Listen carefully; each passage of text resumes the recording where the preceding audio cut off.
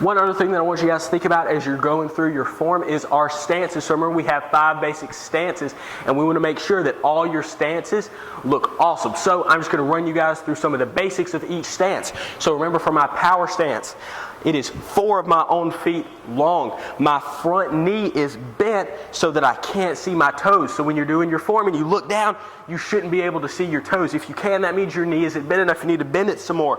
Make sure your back leg is completely straight and all 10 of your toes are facing the same way. So in the white belt section, when you do move 3, this is what you want your stance to look like. I don't want this foot facing this way or this foot facing out or your leg straight. I want it to look just like this. Boom, in our power stance.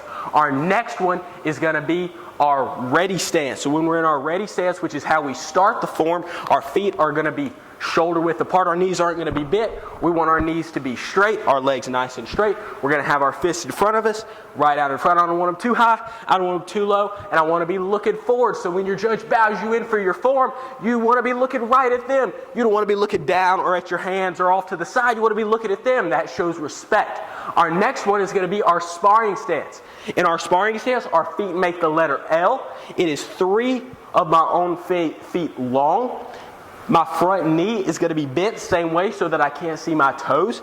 My back knee is also going to be bent. So this is where it differs from our power stance. My back foot is turned in opposite direction and my back knee is bent. So both my knees are bent equally and my hands are up in guard.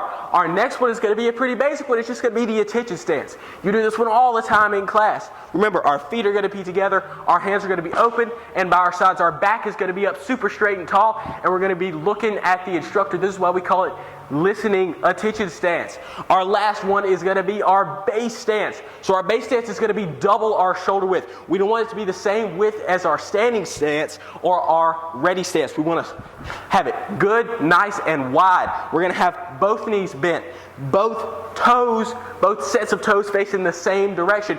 Our hands are going to be up in guard right here. Make sure they don't cover your eyes or they're not too far apart. You want to be right here.